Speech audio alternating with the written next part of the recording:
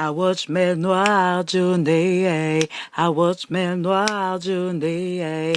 I watch mer noir journée. Yeah. Une femme blessée, une nation qui souffre. Bonsoir à tous et à toutes. Et oui, c'est moi Noir. Alors pour ceux qui ne me connaissent pas, je suis maman de 4 enfants, française et d'origine ivoirienne de maman et congolaise RDC Kinshasa des papas. J'ai également 4 enfants. Hein, et je vis en Angleterre depuis plus de 23 ans. Ça vous donne un peu pourquoi je parle de temps en temps en anglais ou en lingala ou en yoshi, name it. Ok, comme ça vous avez une idée. Maintenant, j'espère que vous avez connu les mémoires par rapport au sujet ou du bouche à oreille. Et encore une fois, vous pouvez solliciter mes sujets sur YouTube, dans ma chaîne YouTube qui est melnoir.j. D'ailleurs, je vous invite à liker la page, à commenter ou même abonnez-vous. Oui, d'ailleurs, abonnez-vous. Vous êtes là, abonnez-vous.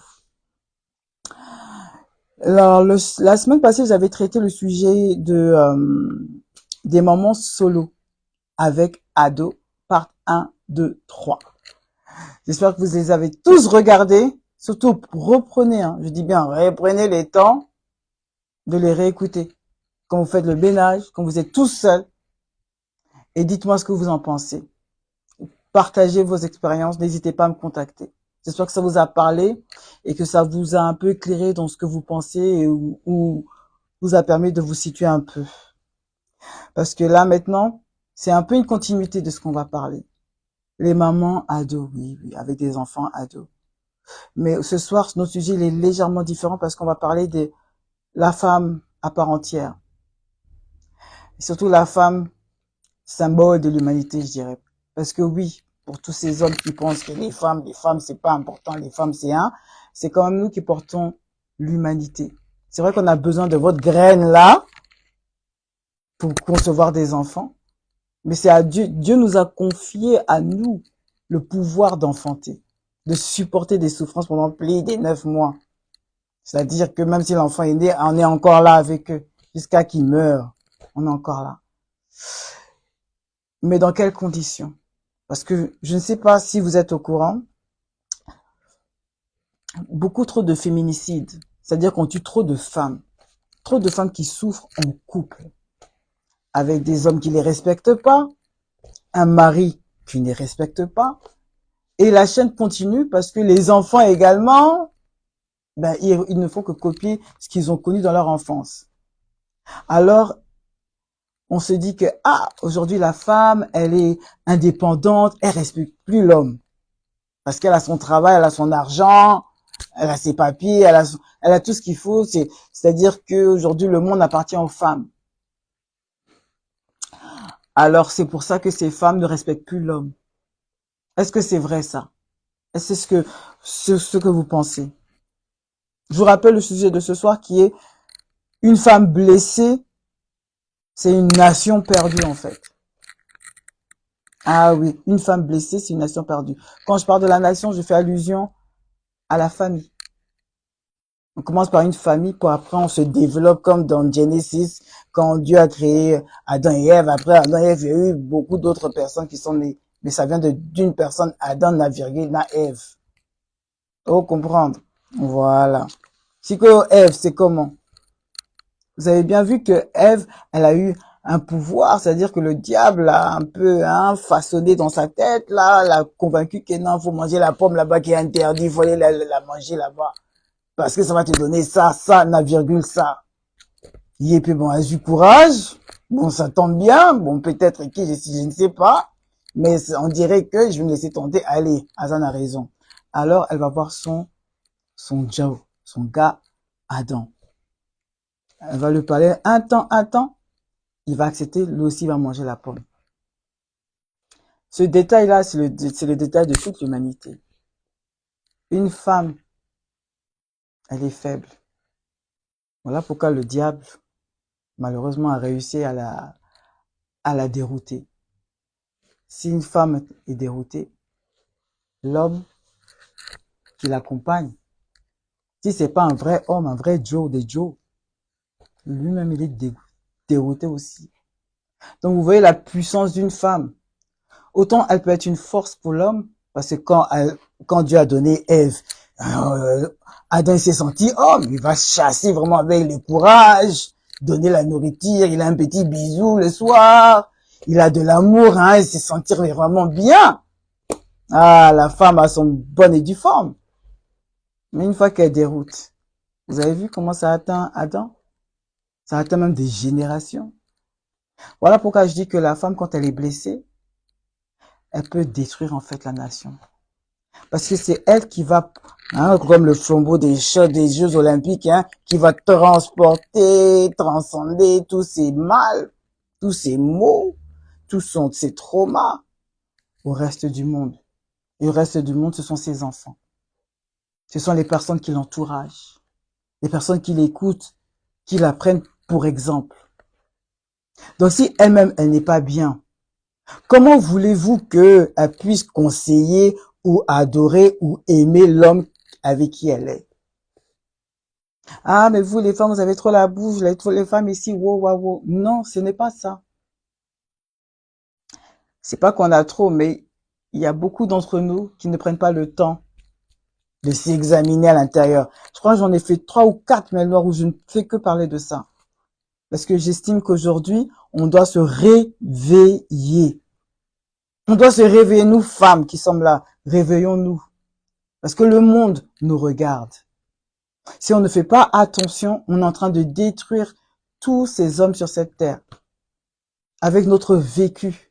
Qu'on ne veut pas prendre le temps de regarder, de comprendre, même de souffrir un peu pour mieux avancer. On veut pas ça. On veut pas la douleur, c'est trop, je ne veux pas accepter. Voilà ce que ça donne. Des enfants meurtris. Un foyer meurtri. Je parlais des féminicides parce que j'étais avec une amie, Mouakaboulé. On a parlé un peu de ça avec elle, j'avoue qu'elle m'a beaucoup inspiré. Également un Philippe Gonzalez qui m'a mis aussi la puce à l'oreille. C'est que aujourd'hui, si les hommes se permettent de nous maltraiter, on a l'impression que c'est parce qu'il y a un manque de respect. Il y a un manque d'amour vis-à-vis de la femme, où on nous prend pour des objets. Après, on va dire que, ah, mais c'est l'enfant aussi, il manque d'éducation. Comment c'était avec ses parents? Qu'est-ce que sa mère lui a appris? C'est quand on rejette la faute sur les hommes, automatiquement, qu'on le veuille ou pas, on est obligé de revoir son enfance.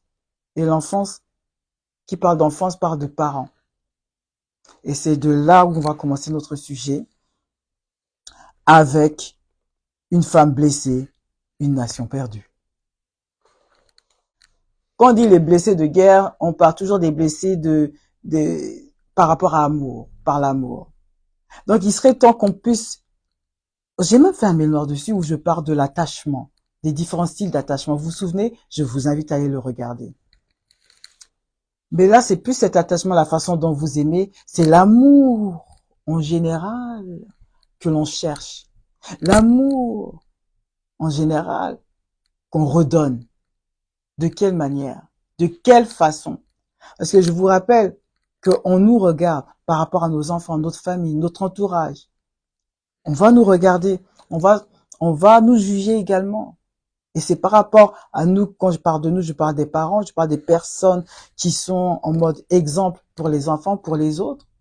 C'est ça, on va regarder pour copier, pour suivre inconsciemment. Ça fait même peur. Alors, il faut regarder comment on se comporte ou comment on se sent quand on est accompagné avec son partenaire. Et là, je parle de quoi? Je vous parle des différents types d'amour. En général, l'amour, c'est quoi l'amour à Dieu? C'est pas que quand je chante, et tout se passe bien, hein, tout ça, vraiment vivre l'amour, vivre les fruits, hein, c'est ça, on se sent à l'aise, ça fait les sourires, tu deviens bête, pour le rien, si tu es dans les sourires, tu es dans les bolingo, c'est pas ça? Toutes ces sensations, hein, tous ces bien-être intérieurs qui se voient de l'extérieur aussi. Ben pourquoi? Ben parce que tu vis très bien ta relation, tu vis très bien ton côté amour avec ton partenaire. On est d'accord? Alors, c'est-à-dire que dans le meilleur des cas, et je pense que si vous regardez des couples qui durent, qui ont peut-être fait des concessions, mais qui sont toujours ensemble et où tout se passe bien, c'est parce que chacun y trouve son compte. Ouais. C'est-à-dire que la personne, en tant que femme, et l'autre en tant qu'homme, c'est une personne entière. C'est-à-dire qu'elle va pas chercher à faire un semblant de paraître pour plaire à son homme. Elle va être elle-même. Et son mec va l'accepter comme elle est. Et vice versa. Je vous demande de faire très, très, très attention à cette partie. Dans un couple, tout n'est pas toujours aussi rose. On le sait, ça. Ah, ah. Il y a des hauts, il y a des bas. Mais quand on regarde la constante, il y a le respect. Oui, il y a le respect. Il y a l'empathie. Il y a des concessions également. Mais parce que quand on parle de respect, c'est que parce qu'on connaît la personne comme elle est, on va s'aviser un peu parce qu'on peut pas être à 100% soi-même. Il y a des fois, on va accommoder notre façon de penser ou de façon de parler pour entendre l'autre. Essayer à le comprendre afin d'établir une vraie discussion constructive. Là, vous me comprenez. Mais si vous n'êtes pas vous-même dans cette relation, parce que vous êtes obligé de le plaire à un niveau, peut-être changer votre physique, changer votre façon de vous habiller, même de vous exprimer, de vous comporter pour le plaire à lui, vous savez très bien que quelque part, comme c'est pas vous à 100%, ça va vous piquer un peu dans les guerres. C'est-à-dire que vous n'allez pas trop vous sentir vous-même. Mais parce qu'il y a des choses que vous aimez bien chez la personne, vous dites que ah, ça va, je vais m'y faire. Et puis vous vous rendez compte à, à plusieurs reprises que finalement, ben, c'est trop jouer un acte, c'est trop être une autre personne, et ça commence à vous frustrer. Vous avez déjà vu cette sensation-là d'être avec quelqu'un et vous dites au début, il vous plaît, c'est de l'émotion, c'est des sensations, vous aimez bien sa façon d'être, mais vous vous regardez pas. Et tout ce qu'il aime, ben, vous aussi vous aimez. Automatiquement, vous changez. C'est là, après, on voit que dans les couples, ça titube. Pourquoi? Ben parce que vous avez fait un rôle, mais c'était pas vous-même. Or que dans un vrai couple, on le sait très bien, il faut être soi-même. C'est la beauté du couple. Quand chacun est comme il est et qu'ils arrivent à s'entendre, à s'accorder, à conjuguer ensemble. C'est ça la beauté du couple. Mais une fois qu'il y a des choses qui vous titillent un peu trop par rapport à la personne et ça vous empêche de respirer, ça vous donne des PTSD, là, c'est la sonnette d'alarme. Là, ça devient toxique. Alors, pour se remettre un peu au point, si vous arrivez à être vous-même dans votre relation, c'est super. C'est top. Mais dès que vous sentez que vous faites un peu trop d'efforts et que la personne ne fait pas d'efforts, c'est là le problème commence à se faire sentir. C'est là où il y a problème.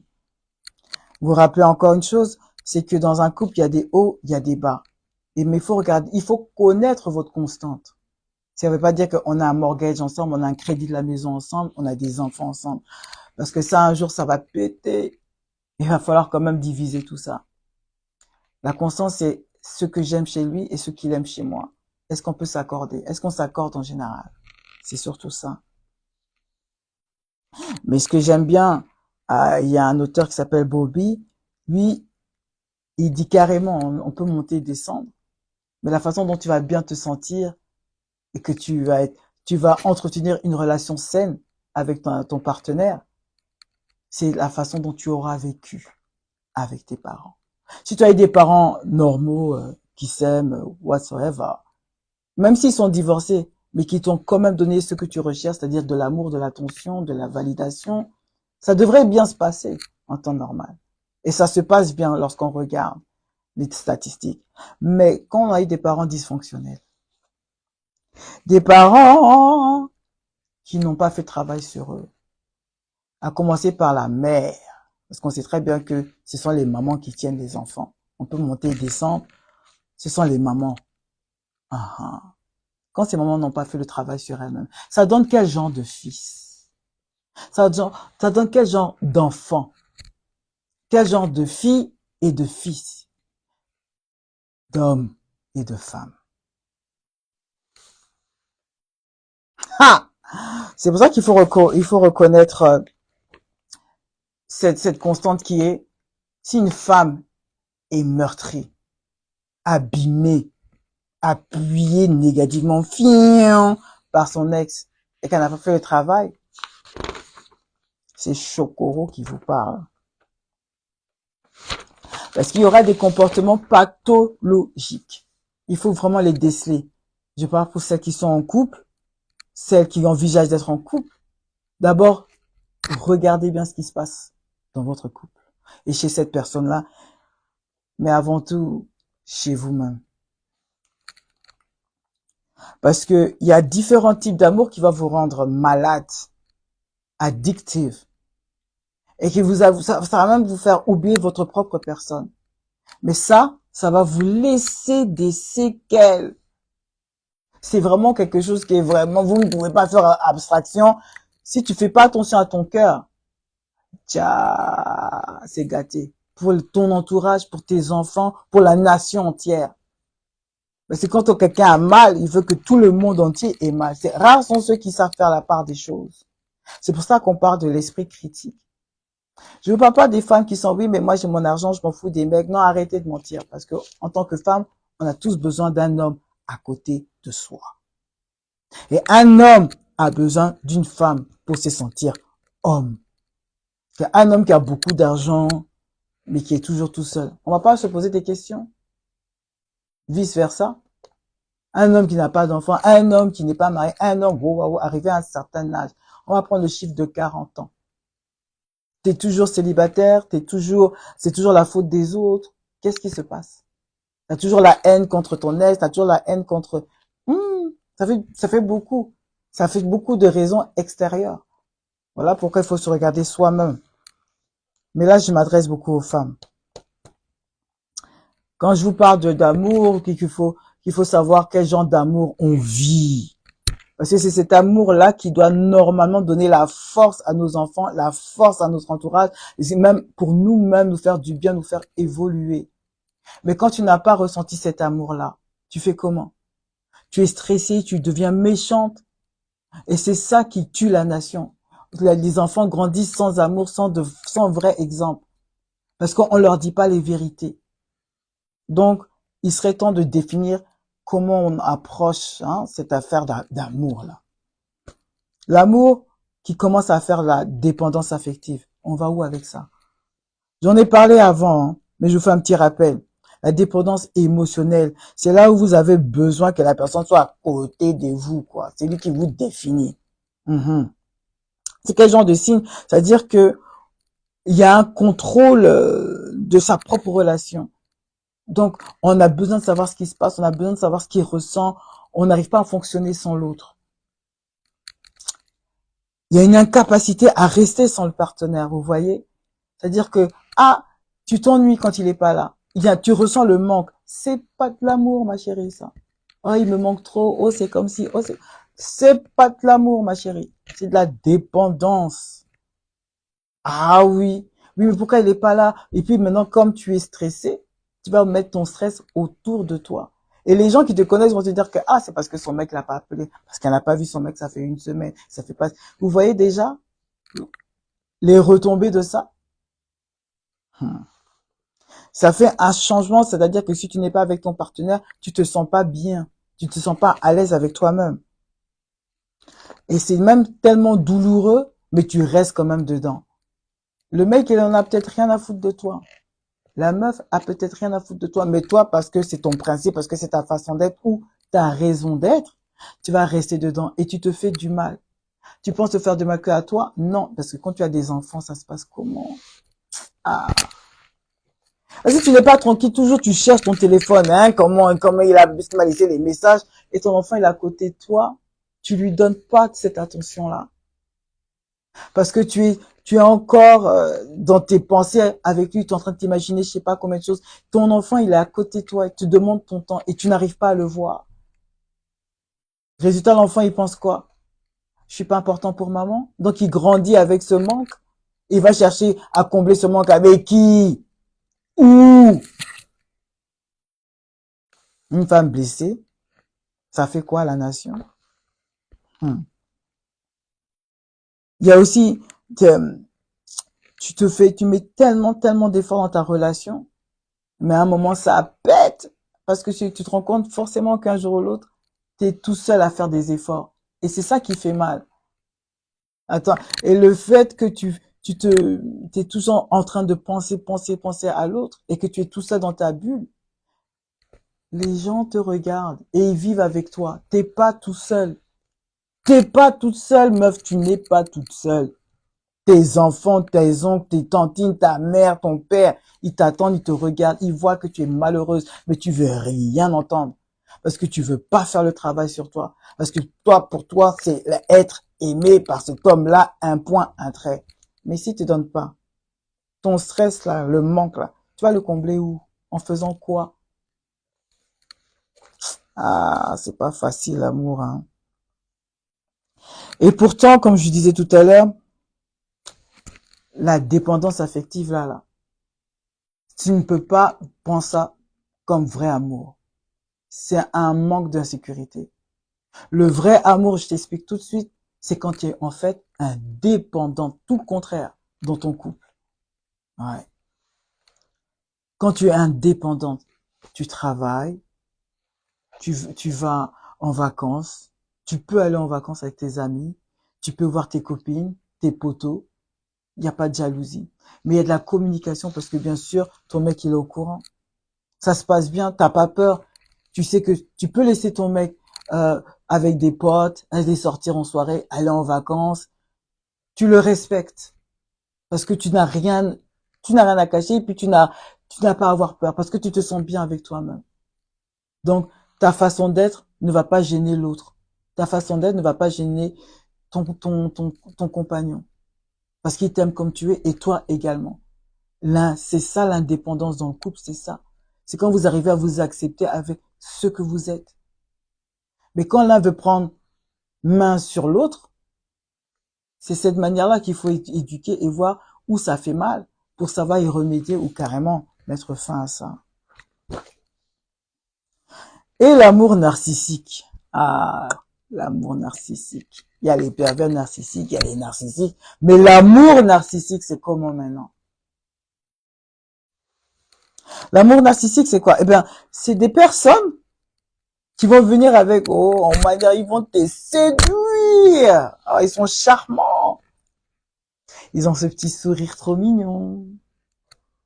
Ils ont ce regard. Ils ont leur petite manière.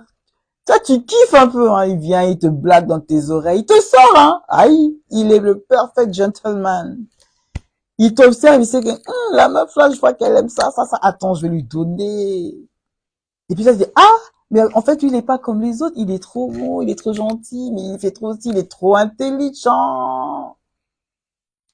Il m'appelle tous les jours. Eux, c'est les champions du love bombing, comme on dit. À dire, c'est la bombe. Ils vont te donner un bombardé d'amour, bombardé d'attention, bombardé de validation. Tout ça d'un coup. Et maintenant, pour les gens qui n'ont jamais connu ça, c'est comment? Tu kiffes ce sucre, tu kiffes ce miel. C'est doux en toi. Il t'a bien cuisiné. Tellement bien cuisiné que maintenant, quand il voit que la sauce est prête à checker poisson APF, foutu banane, à sauce graine, et madessou, c'est prêt. Maintenant, pour manger ça, là, c'est là que tu vas voir ton totem. Les gens qui aiment de manière narcissique, là, quand ils ont fini de cuisiner, là, comme quand tu sais, c'est prêt, comme dans le babola, la sauce est prête dessus. Ce que tu vas voir, c'est que tu vas voir, ma chérie, c'est pas petit boucan. Anecdote. Love bombing, qui n'a pas connu ça? Moi-même devant vous. Où tu vois le mec qui te fait même des jacuzzi. Oh, des jacuzzi, des Airbnb, des week-ends ici, des week-ends là-bas, des restos ici, des restos là-bas, des cadeaux. Matin, midi, soir, c'est toi, j'entends dans mon téléphone, tu me réveilles. À midi aussi, tu me réveilles, tu me dis un petit coucou, le soir aussi un petit coucou. Moi aussi, bête. Je vous dis, moi aussi, bête comme ça, j'ai trouvé quelqu'un. J'ai trouvé son quelqu'un, son garçon, son homme. Chien! Ce que je n'ai pas vu, c'est ça que je vais voir. Bah oui, parce que maintenant, on te demande de changer. On me dit, oui, il faut arrêter de mettre ton visage dans les réseaux. On t'appelle plus. On se fâche pour rien. Gaslighting. Ça veut dire quoi, gaslighting? Je voulais expliquer dans un email noir. Il retourne des situations. C'est-à-dire qu'il cherche, il a tort, hein, mais il va trouver un moyen, un procédé pour dire que finalement, c'était moi qui avais tort. Il y a des gens très, très manipulateurs comme ça. Narcissiques. Les PN, là. Mais t'as menti. Palpitation, là, tu vas connaître. Tu sais très bien que tu as raison. Des situations très simples. Je n'ai pas dit ça. Je sais très bien ce que j'ai dit. Non, mais toi, t'as fait ça pour me... C'était même pas le purpose. C'était même pas le sujet. Et là, on va se battre pour quelque chose d'autre qui n'a rien à voir. Et tu veux lui essayer de lui faire raison. Il ne comprend pas. Et puis, il va utiliser l'agressivité. La violence verbale. Dis-moi, qui est resté dans ça? Aïe. Qui est resté dans ça? Pardon. Quand tu reconnais les peines, là, tu ne parles plus, tu t'en vas. On jette ça, on laisse ça, on répond plus, on bloque. Bloc, bloc, bloc, bloc, bloc, bloc, bloc. C'est ce que j'ai fait. Parce que l'amour narcissique est envahi. Ok, c'est beau, c'est beau quand tout va bien, quand le mec il te donne tout. Mais une fois que ça s'arrête sur stop là, pour te contrôler, pour te faire perdre la tête, pour que tu aies des insécurités qui reviennent sur la surface, que tu n'as pas besoin de ça, on va te traiter des bêtes, or que c'est lui qui ne comprend pas les choses. Il te fait un retournement des situations, mais c'est palpitation. C'est-à-dire que maintenant, quand tu as fini avec cette relation-là, mais pas officiellement, mais vous êtes en mode dispute, c'est qui souffre? Ce ne sont pas tes enfants. Ce n'est pas ton entourage. Est-ce que tu arrives à te concentrer au travail? Tu n'arrives pas. Une nation qui est perdue. C'est-à-dire que maintenant, tes enfants, tu vas crier sur eux parce que tu es stressé, cette boule d'énergie, d'énervement que tu n'as pas pu mettre. Tu vas mettre ça sur tes enfants. Et puis l'enfant te regarde. Hein. Alors regarde, regarde un peu. Même Patrick Boy, il savait déjà. Il va regarder, l'enfant va accepter, il va prendre, et puis il va grandir avec ça dans le cœur. Parce qu'il va voir ses parents, il va voir sa maman être énervée, et puis tu vas voir que, ah, mais ma mère, elle est toujours énervée. Là, on parle d'autre chose, ce n'est plus moi. Hein. Mais vous allez voir que l'enfant va toujours trouver que sa maman est en colère. En colère, pourquoi? Parce qu'elle va pas tout l'expliquer. Mais si elle est victime d'un PN, vous savez très bien que les pervers narcissiques, là, ça vous tourne la tête. Donc, votre cœur, vos palpitations, vos énervements, ça va où? Chez vos enfants, dans votre entourage. Et vous parlez mal à tout le monde. Et l'enfant, il grandit. Hein. Mais tout ce qu'il voit maintenant, c'est que sa mère, elle est toujours énervée. Donc, et surtout quand la maman est noire. Je suis désolée. Hein. The black woman, toujours énervée. The angry black woman. Vous savez très bien comment ils aiment mettre cette image sur nous. Pourquoi? Ben parce que on est dans l'émotion, on va montrer cette émotion négative qu'on a eue à travers des CON qui nous font du mal. Mais on va montrer cette émotion, mais est-ce que si on prenait le temps de réfléchir, d'où vient cette émotion? Comment on peut la canaliser? De faire un travail sur nous-mêmes afin de voir à quel moment on pète les plombs et où, avec qui on peut se permettre de perdre les plombs et avec qui on doit faire l'effort de se maintenir.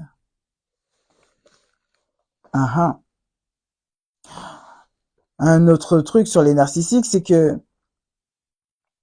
comme je dis tout à l'heure, ils ont une capacité vraiment, un savoir-faire pour la manipulation, c'est grandiose. Abonnez-vous à ma chaîne YouTube, Appuyez sur les likes et les j'aime, commentez. Vous, partagez, likez, follow me, @melnoir.